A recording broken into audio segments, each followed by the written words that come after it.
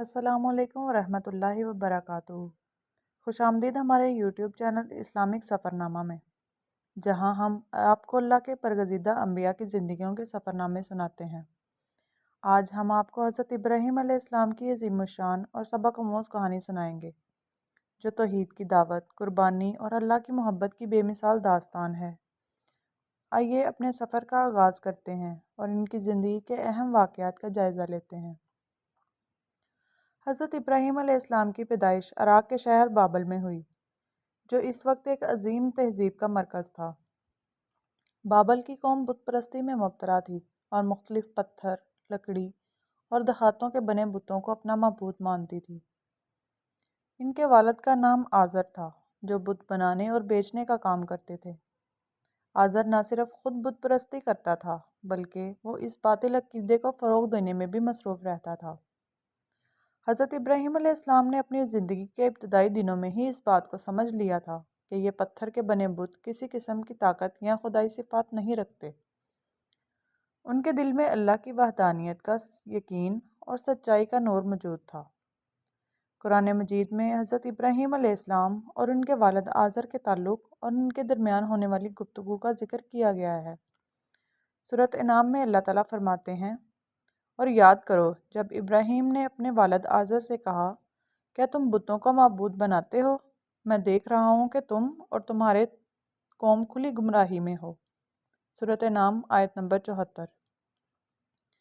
یہ آیت اس بات کی گواہی دیتی ہے کہ حضرت ابراہیم علیہ السلام نے چھوٹی عمر میں یہ سمجھ لیا تھا کہ بت پرستی گمراہی ہے، اور وہ اپنے والد اور قوم کو اس بات پر متوجہ ہونے کی کوشش کرتے تھے کہ وہ اس باطل عقیدے کو چھوڑ دیں۔ بابل کی قوم سورج، چاند، ستاروں اور پتھر کے بنے بتوں کی عبادت کرتی تھی۔ حضرت ابراہیم علیہ السلام نے اپنی قوم کو اللہ کی وحدانیت کی طرف بلانا شروع کیا اور ان سے دلیل اور منطق کے ساتھ بات کی۔ اللہ تعالیٰ نے ان کی حکمت اور دعوت کا ذکر کرتے ہوئے فرمایا، اور یاد کرو جب ابراہیم نے اپنے والد اور اپنی قوم سے کہا، یہ مورتیاں کیا ہیں جن کی تم عبادت گزار ہو؟ وہ بولے، ہم نے اپنے باپ دادا کو ان کی عبادت کرتے پایا۔ سورۃ انبیاء آیت نمبر 52-53۔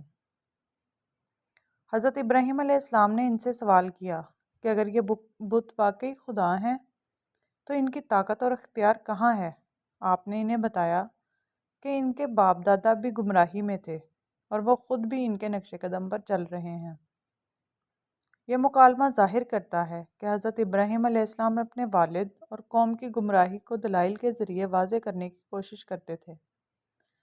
وہ ان سے سوال کرتے تھے تاکہ وہ ان کی غلطیوں کو پہچان سکیں۔ حضرت ابراہیم علیہ السلام کی ابتدائی زندگی ہمیں یہ سبق دیتی ہے کہ حق کی تلاش میں کبھی سمجھوتا نہیں کرنا چاہیے، چاہے انسان کو اپنی قوم اور خاندان کے خلاف کھڑے ہونا پڑے۔ ان کا مضبوط ایمان اور اللہ پر بھروسہ ان کے نبوت کے سفر کی بنیاد تھا۔ حضرت ابراہیم علیہ السلام نے اپنے رب کی معرفت حاصل کرنے کے بعد یہ سمجھا کہ یہ بت جنہیں لوگ اپنا معبود مانتے ہیں، نہ کسی کو نفع پہنچا سکتے ہیں اور نہ نقصان۔ وہ اللہ کی طرف سے نبوت کے منصب پر فائز ہوئے اور اپنی قوم کو اللہ کی وحدانیت کی دعوت دینے لگے۔ آپ نے پہلے اپنے قریب ترین لوگوں یعنی اپنے والد آزر اور اپنے خاندان کو نصیحت کی۔ حضرت ابراہیم علیہ السلام نے آزر کو سمجھایا کہ یہ بت جنہیں وہ تراشتے ہیں کسی قسم کی خدائی صفات نہیں رکھتے، لیکن آزر اپنی ضد اور گمراہی پر قائم رہا اور حضرت ابراہیم علیہ السلام کو اپنی دعوت سے باز رہنے کی دھمکی دی۔ حضرت ابراہیم علیہ السلام نے اپنی قوم کی فطرت کے مطابق ان کی توجہ آسمان کے اجرام کی طرف مبذول کرائی تاکہ وہ اللہ کی قدرت کو پہچان سکیں۔ انہوں نے کہا، جب رات نے ان پر پردہ ڈالا تو انہوں نے ایک ستارہ دیکھا، کہا یہ میرا رب ہے۔ پھر جب وہ غائب ہو گیا تو کہا، میں غائب ہونے والوں کو پسند نہیں کرتا۔ پھر جب چاند کو روشن دیکھا تو کہا، یہ میرا رب ہے۔ پھر جب وہ غروب ہو گیا تو کہا، اگر میرا رب مجھے ہدایت نہ دیتا تو میں بھی گمراہ لوگوں میں سے ہو جاتا۔ پھر جب سورج کو چمکتا ہوا دیکھا تو کہا، یہ میرا رب ہے، یہ تو سب سے بڑا ہے۔ پھر جب وہ بھی غروب ہو گیا تو کہا، اے میری قوم، میں ان سب سے بری ہوں جنہیں تم شریک ٹھہراتے ہو۔ سورۃ انعام آیت نمبر 76 تا 78۔ یہ واقعہ ظاہر کرتا ہے کہ حضرت ابراہیم علیہ السلام نے اپنی قوم کو سمجھانے کے لیے فطری طریقہ اپنایا اور ان کے سامنے ثابت کیا کہ اللہ ہی سب سے بڑی اور حقیقی ہستی ہے۔ حضرت ابراہیم علیہ السلام کی قوم بتوں کی عبادت میں مگن تھی۔ وہ لکڑی اور پتھر کے بتوں کو معبود مان کر ان کے سامنے جھکتے، قربانیاں پیش کرتے اور ان سے اپنی حاجات پوری ہونے کی امید رکھتے تھے۔ ان کے بت خانے میں بہت سے بت موجود تھے، جس میں سب سے بڑا بت نمایاں تھا، جسے وہ سب سے زیادہ عزت دیتے تھے۔ ایک دن قوم نے ایک بڑا تہوار منانے کا منصوبہ بنایا اور شہر سے باہر جانے کا فیصلہ کیا۔ انہوں نے حضرت ابراہیم علیہ السلام کو بھی دعوت دی کہ وہ ان کے ساتھ شامل ہوں، لیکن حضرت ابراہیم علیہ السلام نے انکار کر دیا اور کہا، میں بیمار ہوں۔ سورۃ صافات آیت نمبر 89۔ یہ انکار در حقیقت ان کا ایک حکمت عملی پر مبنی قدم تھا، تاکہ وہ موقع پا کر اپنی قوم کو ان کے عقیدے کی حقیقت دکھا سکیں۔ جب پوری قوم شہر سے باہر چلی گئی تو حضرت ابراہیم علیہ السلام اس موقع سے فائدہ اٹھاتے ہوئے بت خانے میں داخل ہوئے۔ وہاں انہوں نے ان بے جان بتوں کو دیکھا جنہیں ان کی قوم معبود سمجھتی تھی۔ حضرت ابراہیم علیہ السلام نے فیصلہ کیا کہ وہ ان بتوں کو توڑ دیں گے تاکہ اپنی قوم کو دکھائیں کہ یہ بت کس قدر بے بس ہیں اور نہ تو اپنی حفاظت کر سکتے ہیں اور نہ کسی کی مدد۔ اللہ تعالیٰ قرآن مجید میں اس واقعے کو بیان کرتے ہوئے فرماتے ہیں، پس ابراہیم ان کے معبودوں کی طرف گئے اور کہا، کیا تم کھاتے نہیں؟ تمہیں کیا ہو گیا ہے؟ کیا تم بولتے نہیں؟ پھر ان پر پوری قوت سے حملہ کیا اور انہیں توڑ ڈالا۔ سورۃ صافات آیت نمبر 91 تا 93۔ حضرت ابراہیم علیہ السلام نے تمام بتوں کو توڑ ڈالا اور صرف سب سے بڑے بت کو چھوڑ دیا۔ انہوں نے اس بڑے بت کے پاس کلہاڑی رکھ دی تاکہ قوم واپس آ کر سوچے کہ یہ کس کا کام ہو سکتا ہے۔ جب قوم واپس آئی تو انہوں نے اپنے بتوں کو ٹوٹا ہوا پایا۔ وہ اس واقعے سے بہت پریشان اور غصے میں آ گئے۔ انہوں نے کہا، کس نے ہمارے معبودوں کے ساتھ یہ کیا؟ یقیناً وہ ظالموں میں سے ہے۔ سورۃ انبیاء آیت نمبر 59۔ کچھ لوگوں نے کہا، ہم نے ایک نوجوان کو ان کے بارے میں بات کرتے ہوئے سنا تھا جسے ابراہیم کہتے ہیں۔ سورۃ انبیاء آیت نمبر 60۔ قوم نے حضرت ابراہیم علیہ السلام کو بلایا اور ان سے پوچھا، کیا تم نے ہمارے معبودوں کے ساتھ یہ کیا ہے، اے ابراہیم؟ سورۃ انبیاء آیت نمبر 62۔ حضرت ابراہیم علیہ السلام نے نہایت حکمت سے جواب دیا، بلکہ ان کے سب سے بڑے بت نے یہ کیا ہے، بس ان سے پوچھو اگر یہ بولتے ہوں۔ سورۃ انبیاء آیت نمبر 63۔ یہ جواب دراصل قوم کے عقیدے کو چیلنج کرنے کے لیے تھا، تاکہ وہ خود غور کریں کہ ان کے بت بے جان ہیں اور نہ تو بول سکتے ہیں، نہ حرکت کر سکتے ہیں اور نہ ہی کسی چیز کو نقصان پہنچا سکتے ہیں۔ حضرت ابراہیم علیہ السلام کے جواب پر قوم خاموش ہو گئی، کیونکہ وہ جانتے تھے کہ یہ بت کسی قسم کی طاقت نہیں رکھتے۔ اللہ تعالیٰ فرماتے ہیں، پھر وہ اپنے دلوں کی طرف پلٹے اور کہنے لگے، حقیقتاً تم ہی ظالم ہو۔ سورۃ انبیاء آیت نمبر 64۔ لیکن جلد ہی وہ اپنی گمراہی پر اصرار کرنے لگے اور کہا، تم جانتے ہو کہ یہ بت بولتے نہیں۔ سورۃ انبیاء آیت نمبر 65۔ یہ قوم کی ہار اور ان کے عقیدے کی کمزوری کو ظاہر کرتا ہے۔ حضرت ابراہیم علیہ السلام نے اس موقع پر ان سے کہا، پھر کیا تم اللہ کے سوا ایسی چیزوں کی عبادت کرتے ہو جو نہ تمہیں نفع دے سکتی ہے اور نہ نقصان پہنچا سکتی ہیں؟ تم پر اور تمہارے ان معبودوں پر افسوس ہے جن کی تم اللہ کے سوا عبادت کرتے ہو۔ کیا تم عقل نہیں رکھتے؟ سورۃ انبیاء آیت نمبر 66، 67۔ قوم نے اپنی شکست کو تسلیم کرنے کی بجائے حضرت ابراہیم علیہ السلام کو سزا دینے کا فیصلہ کیا۔ انہوں نے کہا، اسے جلا دو اور اپنے معبودوں کی مدد کرو اگر تم کچھ حاصل کرنے والے ہو۔ سورۃ انبیاء۔ انہوں نے ایک بڑی آگ تیار کی اور حضرت ابراہیم علیہ السلام کو اس میں ڈال دیا، لیکن اللہ تعالیٰ نے اپنی قدرت سے انہیں محفوظ رکھا۔ اللہ نے حکم دیا، اے آگ، سرد اور سلامتی والی ہو جا ابراہیم پر، سورۃ انبیاء آیت نمبر 69۔ حضرت ابراہیم علیہ السلام نے اپنی نبوت کے ابتدائی دنوں میں ہی اپنی قوم کو اللہ کی وحدانیت کی دعوت دی۔ آپ نے ان کے باطل عقائد کو دلائل کے ساتھ رد کیا اور انہیں سمجھانے کی کوشش کی کہ وہ اللہ کو چھوڑ کر بے جان بتوں کی عبادت کر رہے ہیں جو نہ کسی کو نفع دے سکتے ہیں اور نہ نقصان۔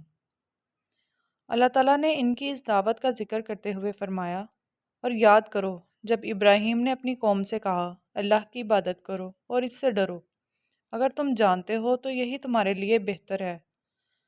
سورۃ عنکبوت آیت نمبر 16۔ لیکن قوم نے آپ کی دعوت کو نہ صرف ٹکرایا بلکہ آپ کے خلاف منصوبے بھی بنائے، جن میں آگ سے ڈالنے کا واقعہ بھی شامل ہے۔ اپنی قوم کی ہٹ درمی اور ضد کے باعث حضرت ابراہیم علیہ السلام نے اللہ کے حکم سے ہجرت کا فیصلہ کیا۔ آپ نے کہا، میں اپنے رب کی طرف ہجرت کرنے والا ہوں، بے شک وہی غالب اور حکمت والا ہے۔ یہ ہجرت دراصل حضرت ابراہیم علیہ السلام کی دعوت کے نئے مرحلے کی شروعات تھی۔ آپ اللہ کے دین کی تبلیغ کے لیے شام، فلسطین اور مصر جیسے علاقوں میں گئے۔ حضرت ابراہیم علیہ السلام شام اور فلسطین کے علاقوں میں مقیم ہوئے۔ آپ نے ان علاقوں میں اللہ کی وحدانیت کا پیغام پھیلایا اور لوگوں کو اللہ کی عبادت کی دعوت دی۔ آپ کے ساتھ آپ کی بیوی حضرت سارہ اور آپ کے بھتیجے حضرت لوط علیہ السلام بھی تھے، جو آپ کی تبلیغ میں معاون ثابت ہوئے۔ اللہ تعالیٰ فرماتے ہیں، اور ہم نے اسے ابراہیم کو لوط عطا کیا اور ان دونوں کو ایسی زمین کی طرف بچا لیا جس میں ہم نے تمام جہانوں کے لیے برکت رکھی ہے۔ سورۃ انبیاء آیت نمبر 71۔ یہ زمین شام اور فلسطین کا ایک علاقہ ہے جسے اللہ نے اپنی برکتوں سے نوازا۔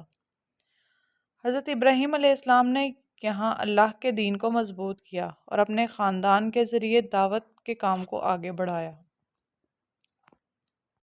حضرت ابراہیم علیہ السلام مصر بھی گئے، جہاں انہیں ایک آزمائش کا سامنا کرنا پڑا۔ مصر کے بادشاہ نے حضرت سارہ کے حسن کی خبر سن کر انہیں اپنے محل میں بلانے کا حکم دیا، لیکن اللہ نے حضرت ابراہیم علیہ السلام اور حضرت سارہ کی حفاظت فرمائی اور بادشاہ کو اپنے حرکت پر شرمندگی ہوئی۔ بادشاہ نے نہ صرف ان سے معافی مانگی بلکہ اپنی کنیز حضرت ہاجرہ کو بھی ان کے حوالے کر دیا۔ حضرت ہاجرہ کے ساتھ حضرت ابراہیم علیہ السلام نے اللہ کی وحدانیت کی تبلیغ جاری رکھی اور لوگوں کو حق کی طرف بلاتے رہے۔ حضرت ابراہیم علیہ السلام کو اللہ تعالیٰ نے حکم دیا کہ وہ اپنی بیوی حضرت ہاجرہ اور اپنے شیرخوار بیٹے حضرت اسماعیل علیہ السلام کو مکہ کی وادی میں چھوڑ دیں۔ یہ وادی اس وقت ایک سنسان، بے آب و گیا جگہ تھی، جہاں نہ کوئی بستی تھی اور نہ پانی کا کوئی ذریعہ۔ حضرت ابراہیم علیہ السلام نے اللہ کے حکم کے سامنے سر تسلیم خم کرتے ہوئے اس حکم کی تعمیل کی اور اپنی بیوی اور بیٹے کو اس اجاڑ وادی میں چھوڑ دیا۔ انہوں نے وہاں ایک مشکیزہ پانی اور کچھ کھجوریں رکھی اور دعا کرتے ہوئے وہاں سے روانہ ہو گئے۔ حضرت ہاجرہ نے حیرت سے پوچھا، اے ابراہیم، ہمیں اس وادی میں اکیلا چھوڑ کر کہاں جا رہے ہو؟ حضرت ابراہیم علیہ السلام خاموش رہے۔ جب حضرت ہاجرہ نے دوبارہ پوچھا، کیا یہ اللہ کا حکم ہے؟ تو حضرت ابراہیم علیہ السلام نے اس بات میں سر ہلا دیا۔ یہ سن کر حضرت ہاجرہ نے کہا، اگر یہ اللہ کا حکم ہے تو پھر وہ ہمیں ضائع نہیں کرے گا۔ یہ الفاظ حضرت ہاجرہ کے مضبوط ایمان اور اللہ پر بھروسے کی عکاسی کرتے ہیں۔ حضرت ابراہیم علیہ السلام جب وادی سے روانہ ہو رہے تھے تو انہوں نے اللہ سے دعا کی، اے ہمارے رب، میں نے اپنی اولاد کو ایک بے آب و گیا وادی میں تیرے محترم گھر کے قریب بسایا ہے تاکہ وہ نماز قائم کریں، پس تو لوگوں کے دلوں کو ان کی طرف مائل کر دے اور انہیں پھلوں کا رزق عطا فرما تاکہ وہ شکر گزار بنے۔ سورۃ ابراہیم آیت نمبر 37۔ یہ بات اس بات کی گواہی دیتی ہے کہ حضرت ابراہیم علیہ السلام نے اپنے رب پر مکمل توکل کے ساتھ اپنی بیوی اور بیٹے کو اس وادی میں چھوڑا۔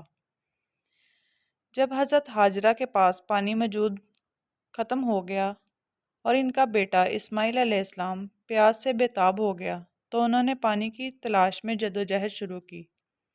وہ صفا پہاڑی پر چڑھیں اور ارد گرد دیکھا، لیکن انہیں کچھ نظر نہ آیا۔ پھر وہ صفا سے مروہ پہاڑی کی طرف دوڑیں اور وہاں سے بھی مایوس ہو کر دوبارہ صفا کی طرف گئیں۔ انہوں نے یہ سفر صفا اور مروہ کے درمیان 7 مرتبہ کیا۔ اس دوران ان کا دل اللہ پر یقین اور امید سے بھرا ہوا تھا۔ ان کی اس جدوجہد کو آج حج اور عمرے کے دوران سعی کے طور پر یاد کیا جاتا ہے، جو حضرت ہاجرہ کی استقامت اور اللہ پر بھروسے کی یادگار ہے۔ جب حضرت ہاجرہ پانی کی تلاش میں تھی، اللہ تعالیٰ نے حضرت اسماعیل علیہ السلام کی ایڑیوں کے نیچے سے ایک چشمہ جاری کر دیا۔ یہ زمزم کا چشمہ تھا، جو آج بھی جاری ہے اور دنیا بھر کے مسلمانوں کے لیے برکت اور رحمت کا ذریعہ ہے۔ حضرت ہاجرہ نے جلدی سے پانی کو جمع کیا اور زمزم کہہ کر پانی کو قابو میں رکھنے کی کوشش کی، جس کا مطلب ہے ٹھہر ٹھہر۔ یہ اللہ کی طرف سے حضرت ہاجرہ اور حضرت اسماعیل علیہ السلام کے صبر اور توکل کا انعام تھا۔ زمزم کے چشمے کی وجہ سے مکہ کی وادی میں زندگی کی علامت پیدا ہو گئی۔ یہ واقعہ ایک اہم موڑ ثابت ہوا، کیونکہ پانی کی موجودگی کے باعث ارد گرد کے قبائل نے اس وادی کا رخ کرنا شروع کر دیا۔ قبیلہ جرہم وہاں آ کر آباد ہوا اور انہوں نے حضرت ہاجرہ سے اجازت لے کر اس وادی میں رہائش اختیار کی۔ کچھ عرصہ بعد جب حضرت اسماعیل علیہ السلام جوان ہو گئے اور مکہ کی وادی ایک چھوٹے سے معاشرے میں تبدیل ہو گئی، اللہ تعالیٰ نے حضرت ابراہیم علیہ السلام کو حکم دیا کہ وہ اپنے بیٹے حضرت اسماعیل علیہ السلام کے ساتھ مل کر خانہ کعبہ کی تعمیر کریں۔ یہ وہی مقام تھا جہاں حضرت آدم علیہ السلام نے پہلے اللہ کا گھر بنایا تھا، لیکن وقت کے ساتھ وہ جگہ غائب ہو گئی تھی۔ حضرت ابراہیم علیہ السلام نے اپنے بیٹے حضرت اسماعیل علیہ السلام کے ساتھ خانہ کعبہ کی تعمیر شروع کی۔ اللہ کے حکم پر انہوں نے اس مقدس مقام پر کام کرنا شروع کیا، جہاں اللہ کے لیے عبادت کی جائے گی اور لوگ اللہ کی وحدانیت کی طرف رجوع کریں گے۔ حضرت اسماعیل علیہ السلام نے تعمیر میں اپنے والد کی مدد کی۔ وہ پتھر لاتے اور حضرت ابراہیم علیہ السلام ان پتھروں کو جوڑ کر دیواریں بناتے۔ دونوں باپ بیٹا اس کام کو نہایت محبت اور خشوع کے ساتھ انجام دے رہے تھے، اور ان کے دل اللہ کی شکر گزاری اور عبادت سے بھرے ہوتے تھے۔ جب کعبہ کی دیواریں اونچی ہونے لگی تو حضرت ابراہیم علیہ السلام کے لیے اوپر تک پہنچنا مشکل ہو گیا۔ اس وقت حضرت ابراہیم علیہ السلام کے بیٹے حضرت اسماعیل علیہ السلام نے ایک پتھر لایا، جس پر کھڑے ہو کر حضرت ابراہیم علیہ السلام تعمیر کرتے رہے۔ یہ پتھر آج مقام ابراہیم کے نام سے معروف ہے اور خانہ کعبہ کے قریب موجود ہے۔ اللہ تعالیٰ نے اس پتھر کو معجزانہ طور پر حضرت ابراہیم علیہ السلام کے قدموں کے نشان محفوظ رکھنے کا ذریعہ بنایا، جو آج بھی واضح طور پر دیکھے جا سکتے ہیں۔ حضرت ابراہیم علیہ السلام اور حضرت اسماعیل علیہ السلام نے کعبہ کی تعمیر کے دوران اللہ تعالیٰ سے کئی دعائیں کی، جو ان کے خلوص اور اللہ کے ساتھ گہرے تعلق کا مظہر ہے۔ قرآن مجید میں ان دعاؤں کو یوں بیان کیا گیا ہے: اور جب ابراہیم اور اسماعیل اس گھر کی بنیادیں اٹھا رہے تھے تو یہ دعا کرتے تھے: اے ہمارے رب، ہم سے قبول فرما، بے شک تو ہی سننے والا، جاننے والا ہے۔ سورۃ بقرہ آیت نمبر 127۔ اور جب حضرت ابراہیم نے کہا: اے میرے رب، اس شہر کو امن والا بنا دے اور مجھے اور میری اولاد بتوں کی عبادت سے بچا۔ سورۃ ابراہیم آیت نمبر 35۔ اے ہمارے رب، ہمیں اپنا فرما بردار بنا دے۔ قرآن مجید میں ان دعاؤں کو یوں بیان کیا گیا ہے: اور جب ابراہیم اور اسماعیل اس گھر کی بنیادیں اٹھا رہے تھے تو یہ دعا کرتے تھے: اے ہمارے رب، ہم سے قبول فرما، بے شک تو ہی سننے والا، جاننے والا ہے۔ سورۃ بقرہ آیت نمبر 127۔ اور جب ابراہیم نے کہا: اے میرے رب، اس شہر کو امن والا بنا دے اور مجھے اور میری اولاد کو بتوں کی عبادت سے بچا۔ سورۃ ابراہیم آیت نمبر 35۔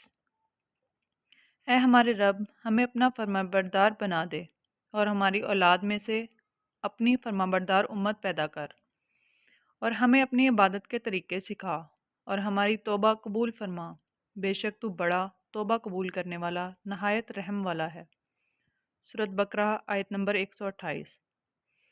جب کعبہ کی تعمیر مکمل ہو گئی تو حضرت ابراہیم علیہ السلام اور حضرت اسماعیل علیہ السلام نے اللہ کے شکرانے کے طور پر اس کے گرد طواف کیا۔ یہ طواف آج بھی حج اور عمرہ کا ایک لازمی رکن ہے۔ اللہ تعالیٰ نے اس مقدس گھر کو قیامت تک کے لیے انسانوں کے لیے عبادت کا مرکز بنا دیا۔ خانہ کعبہ دنیا بھر کے مسلمانوں کے لیے قبلہ ہے، جس کی طرف رخ کر کے وہ نماز ادا کرتے ہیں۔ کعبہ کی تعمیر کے بعد اللہ تعالیٰ نے حضرت ابراہیم علیہ السلام کو حکم دیا کہ وہ لوگوں کو حج کی دعوت دیں۔ اللہ نے فرمایا، اور لوگوں میں حج کی منادی کر دو، وہ تمہارے پاس آئیں گے پیدل اور ہر دبلے اونٹ پر، جو دور دراز راستوں سے سفر کرتے ہوئے آئیں گے۔ سورۃ حج آیت نمبر 27۔ حضرت ابراہیم علیہ السلام نے اللہ کے حکم پر پہاڑ پر چڑھ کر بلند آواز سے حج کی دعوت دی، اور اللہ نے ان کی آواز کو دنیا کے تمام کونے کونے تک پہنچا دیا۔ حضرت ابراہیم علیہ السلام کی زندگی اللہ کی راہ میں قربانیوں سے بھری ہوئی ہے۔ جب حضرت اسماعیل علیہ السلام جوان ہو گئے اور حضرت ابراہیم علیہ السلام کی آنکھوں کی ٹھنڈک بنے، اللہ تعالیٰ نے حضرت ابراہیم علیہ السلام کو ایک آزمائش میں ڈالنے کا فیصلہ کیا۔ ایک رات حضرت ابراہیم علیہ السلام نے خواب میں دیکھا کہ وہ اپنے بیٹے حضرت اسماعیل علیہ السلام کو قربان کر رہے ہیں۔ نبوت میں خواب ایک وحی ہوتا ہے، اس لیے حضرت ابراہیم علیہ السلام کو یقین تھا کہ یہ اللہ کا حکم ہے۔ قرآن مجید میں اس کا ذکر یوں آتا ہے، پھر جب وہ لڑکا ان کے پاس دوڑنے کی عمر کو پہنچا تو ابراہیم نے کہا، اے میرے بیٹے، میں نے خواب میں دیکھ رہا ہوں کہ میں تمہیں ذبح کر رہا ہوں، تم بتاؤ کہ تمہاری کیا رائے ہے۔ سورۃ صفات آیت نمبر 102۔ حضرت ابراہیم علیہ السلام نے خواب کے بارے میں اپنے بیٹے حضرت اسماعیل علیہ السلام کو بتایا۔ یہ خبر ایک عام آدمی کے لیے انتہائی مشکل ہو سکتی تھی، لیکن حضرت اسماعیل علیہ السلام نے اللہ کے حکم کے سامنے اپنی فرمانبرداری ظاہر کی اور فرمایا، اے میرے والد، جو کچھ آپ کو حکم دیا گیا ہے وہ کریں، انشاءاللہ آپ مجھے صبر کرنے والوں میں پائیں گے۔ سورۃ صفات آیت نمبر 102۔ حضرت اسماعیل علیہ السلام کی یہ بات نہایت ایمان اور توکل کی عکاسی کرتی ہے۔ یہ اس بات کا ثبوت تھا کہ وہ اپنے والد کی طرح اللہ کی رضا کے لیے ہر قربانی دینے کو تیار تھے۔ حضرت ابراہیم علیہ السلام اپنے بیٹے کو قربانی کے لیے لے کر مکہ کی ایک وادی کی طرف روانہ ہوئے، جہاں آج جمرات کا مقام ہے۔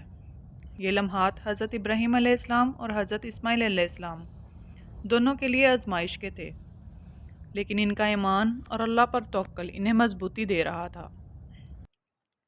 شیطان نے راستے میں کئی مرتبہ حضرت ابراہیم علیہ السلام کو بہکانے کی کوشش کی، لیکن آپ نے ہر بار اسے کنکریاں مار کر بھگا دیا۔ آج حج کے دوران رمی جمار کے عمل میں یہی واقعہ یاد کیا جاتا ہے۔ جب قربانی کی جگہ پر پہنچے تو حضرت ابراہیم علیہ السلام نے اپنے بیٹے کو پیار سے گلے لگایا۔ اس کے بعد اللہ کا نام لے کر قربانی کے لیے تیار ہو گئے۔ انہوں نے حضرت اسماعیل علیہ السلام کی آنکھوں پر پٹی باندھ دی تاکہ قربانی کے وقت ان کا دل نرم نہ پڑے۔ جب حضرت ابراہیم علیہ السلام نے اللہ کے حکم کی تعمیل کرتے ہوئے چھری چلائی تو اللہ تعالیٰ نے اپنی قدرت سے ایک عظیم معجزہ دکھایا۔ حضرت اسماعیل علیہ السلام کی جگہ ایک دمبا جنت سے بھیج دیا گیا اور حضرت اسماعیل علیہ السلام کو محفوظ رکھا گیا۔ قرآن مجید میں اللہ تعالیٰ فرماتے ہیں، اور ہم نے انہیں پکارا، اے ابراہیم، یقیناً تم نے خواب کو سچ کر دکھایا، بے شک ہم نیکوکاروں کو اسی طرح جزا دیتے ہیں۔ سورۃ صفات آیت نمبر 104-105۔ یہ اللہ تعالیٰ کی طرف سے حضرت ابراہیم علیہ السلام اور حضرت اسماعیل علیہ السلام کی فرما برداری اور قربانی کو قبول کرنے کی علامت تھی۔ اللہ تعالیٰ نے اس قربانی کے ذریعے ایک عظیم سبق دیا کہ اصل قربانی کسی جاندار کی جان لینے میں نہیں ہے، بلکہ اپنی خواہشات، محبتوں اور عزیز ترین چیزوں کو اللہ کی رضا کے لیے قربان کرنے کی نیت اور عمل میں ہے۔ حضرت ابراہیم علیہ السلام نے اپنے سب سے محبوب بیٹے کو اللہ کی راہ پر قربان کرنے کا ارادہ کیا، اور یہی ان کی قربانی کی عظمت تھی۔ اللہ تعالیٰ نے اس واقعے کو یادگار بنا دیا اور حضرت ابراہیم علیہ السلام کی سنت کو قیامت تک کے لیے جاری کر دیا۔ مسلمانوں پر عید الاضحیٰ کے موقع پر قربانی کرنا واجب کیا گیا تاکہ وہ اس عظیم قربانی کو یاد رکھیں اور اللہ کی راہ میں اپنی خواہشات کو قربان کرنے کا عزم کریں۔ اللہ تعالیٰ قرآن مجید میں فرماتے ہیں، نہ تو ان کے گوشت اللہ کو پہنچتے ہیں اور نہ ان کے خون، بلکہ تمہارا تقوی اللہ تک پہنچتا ہے۔ سورۃ حج آیت نمبر 37۔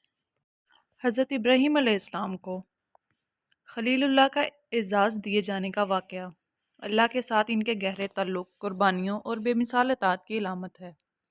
یہ لقب ان کے ایمان، توکل اور اللہ کے راستے میں ہر آزمائش کو خندہ پیشانی سے قبول کرنے کی وجہ سے عطا کیا گیا۔ عربی زبان میں خلیل کا مطلب ہے قریبی دوست یا محبت کرنے والا۔ یہ تعلق نہایت گہری محبت، وفاداری اور قربت کو ظاہر کرتا ہے۔ جب اللہ نے حضرت ابراہیم علیہ السلام کو خلیل اللہ یعنی اللہ کا دوست کا لقب دیا تو یہ ان کے ایمان اور اللہ کے ساتھ مضبوط تعلق کا اعلیٰ ترین اعتراف تھا۔ حضرت ابراہیم علیہ السلام کو خلیل اللہ کا لقب عطا کیے جانے کی بنیادی وجوہات درج ذیل ہیں۔ حضرت ابراہیم علیہ السلام کو اللہ تعالیٰ نے مختلف آزمائشوں میں ڈالا، لیکن انہوں نے ہر آزمائش میں اللہ کے حکم کو مقدم رکھا۔ انہوں نے اپنی قوم، اپنے والد، اپنے بیٹے اور یہاں تک کہ اپنی زندگی کو اللہ کی راہ میں قربان کرنے سے دریغ نہ کیا۔ حضرت ابراہیم علیہ السلام نے ہر حالت میں اللہ کی اطاعت کی، چاہے وہ کتنی ہی مشکل کیوں نہ ہو۔ حضرت ابراہیم علیہ السلام کو اللہ نے نہ صرف خلیل اللہ کا لقب دیا بلکہ انہیں بے شمار انعامات اور برکات سے نوازا۔ اللہ نے انہیں انبیاء کی ایک مبارک نسل عطا کی، جن میں حضرت اسحاق علیہ السلام، حضرت یعقوب علیہ السلام، حضرت یوسف علیہ السلام، حضرت موسیٰ علیہ السلام، حضرت داؤد علیہ السلام، حضرت عیسیٰ علیہ السلام اور نبی اکرم حضرت محمد مصطفیٰ صلی اللہ علیہ وآلہ وسلم شامل ہیں۔ حضرت ابراہیم علیہ السلام کا نام ہمیشہ کے لیے زندہ ہو گیا۔ ہر نماز میں ان کے اور ان کی آل کے لیے درود بھیجا جاتا ہے۔ اللہم صلی علی محمد وعلی آل محمد کما صلیت علی ابراہیم وعلی آل ابراہیم۔ اللہ تعالیٰ نے قرآن مجید میں فرمایا، بے شک ابراہیم علیہ السلام ایک امت تھے، اللہ کے فرما بردار اور ایک طرفہ، اور مشرکوں میں سے نہ تھے۔ سورۃ نحل آیت نمبر 120۔ حضرت ابراہیم علیہ السلام نے اپنی زندگی کے ہر لمحے میں اللہ کی رضا کو اپنی ترجیح بنایا۔ ان کی قربانیوں اور اللہ کی راہ میں جدوجہد کے نتیجے میں اللہ تعالیٰ نے انہیں دنیا اور آخرت دونوں میں بلند مقام عطا کیا۔ اللہ نے فرمایا، اور ابراہیم کو اللہ نے اپنا دوست بنا لیا۔ سورۃ نساء آیت نمبر 125۔ حضرت ابراہیم علیہ السلام کو اللہ نے طویل عمر عطا فرمائی۔ بعض روایات کے مطابق آپ کی عمر 175 سال تھی، جبکہ دیگر کے مطابق یہ 200 سال کے قریب تھی۔ یہ طویل عمر ان کی اللہ کے راستے میں کی گئی قربانیوں اور تبلیغ کے لیے دی گئی تھی۔ آپ نے اپنی پوری زندگی اللہ کے حکم کے مطابق گزاری اور اپنی نسلوں کو بھی توحید کی تعلیم دی۔ حضرت ابراہیم علیہ السلام کے آخری ایام میں ان کی صحت اچھی رہی اور وہ اللہ کی عبادت اور شکر گزاری میں مشغول رہے۔ آپ کی زندگی کے آخری لمحے بھی اللہ کی رضا اور اس کے ذکر سے معمور تھے۔ ان کے لیے یہ زندگی ایک امتحان تھی جسے انہوں نے اللہ کی مدد سے کامیابی سے مکمل کیا۔ حضرت ابراہیم علیہ السلام کی وفات کا واقعہ نہایت سکون اور وقار سے ہوا۔ اسلامی روایات میں آیا ہے کہ جب آپ کی وفات کا وقت آیا تو فرشتہ ان کے پاس آیا اور ان سے ان کی روح لینے کی اجازت طلب کی۔ یہ اللہ کے مقرب بندوں کے ساتھ خاص معاملہ تھا۔ حضرت ابراہیم علیہ السلام نے اپنی روح کے قبض کیے جانے کو ایک طویل انتظار کے اختتام کے طور پر قبول کیا، کیونکہ ان کے دل کی تمام خواہشیں اللہ کی رضا کے ساتھ وابستہ تھیں۔ حضرت ابراہیم علیہ السلام کو فلسطین میں دفن کیا گیا۔ آپ کی قبر الخلیل شہر جیسے ہیبرون بھی کہا جاتا ہے میں موجود ہے، جو فلسطین کا ایک تاریخی اور مقدس مقام ہے۔ الخلیل کا نام خود حضرت ابراہیم علیہ السلام کے لقب خلیل اللہ سے منسوب ہے، اور یہ مقام آج بھی مسلمانوں، یہودیوں اور عیسائیوں کے لیے یکساں مقدس ہے۔ حضرت ابراہیم علیہ السلام کی قبر ایک معروف تاریخی مقام پر ہے، جہاں ان کے ساتھ ان کی بیوی حضرت سارہ کی قبر بھی موجود ہے۔ یہ مقام مسجد ابراہیمی کے اندر واقع ہے، جسے اسلامی تاریخ میں ایک خاص اہمیت حاصل ہے۔ حضرت ابراہیم علیہ السلام کی وفات کے بعد ان کی وراثت ان کے بیٹوں حضرت اسماعیل علیہ السلام اور حضرت اسحاق علیہ السلام نے سنبھال لی۔ دونوں نے اپنے والد کی تعلیمات کو آگے بڑھایا اور اللہ کی دین کی تبلیغ جاری رکھی۔ حضرت اسماعیل علیہ السلام کو عربوں کا جد امجد کہا جاتا ہے۔ اور ان کی نسل سے آخری نبی حضرت محمد مصطفیٰ صلی اللہ علیہ وسلم پیدا ہوئے۔ حضرت اسحاق علیہ السلام کو بنی اسرائیل کے انبیاء کا جد امجد کہا جاتا ہے، جن کی نسل میں حضرت یعقوب علیہ السلام، حضرت یوسف علیہ السلام، حضرت موسیٰ علیہ السلام، حضرت داؤد علیہ السلام، حضرت عیسیٰ علیہ السلام اور دیگر انبیاء شامل ہیں۔ حضرت ابراہیم علیہ السلام کی زندگی اور وفات ہمیں کئی اسباق دیتی ہے۔ حضرت ابراہیم علیہ السلام نے اپنی پوری زندگی اللہ کی وحدانیت کی تبلیغ میں گزاری اور اپنی نسلوں کو بھی اس پر قائم رہنے کی تعلیم دی۔ ان کی زندگی اللہ کے راستے میں قربانی کی بے مثال ہے، چاہے وہ اپنے وطن کو چھوڑنے کی قربانی ہو، اپنی بیوی اور بچے کو سنسان وادی میں چھوڑنے کی قربانی ہو، یا اپنے بیٹے کو اللہ کے حکم پر قربان کرنے کا ارادہ ہو۔ حضرت ابراہیم علیہ السلام کی زندگی کا ہر پہلو اللہ پر مکمل اعتماد اور توکل کا عملی مظہر تھا۔ حضرت ابراہیم علیہ السلام کی وفات ہمیں یہ سبق دیتی ہے کہ ایک مومن کی زندگی کا مقصد اللہ کی رضا حاصل کرنا اور آخرت کے لیے تیاری کرنا ہے۔ ان کی وفات سکون، ایمان اور اللہ کے ساتھ تعلق کے عروج کی علامت تھی۔ حضرت ابراہیم علیہ السلام کو اللہ نے دنیا میں بھی عزت دی اور آخرت میں بھی۔ ان کے لیے بلند درجات کا وعدہ کیا۔ قرآن مجید میں اللہ تعالیٰ فرماتے ہیں، اور ہم نے ان کا ذکر بعد کی نسلوں میں باقی رکھا، سلامتی ہو ابراہیم پر۔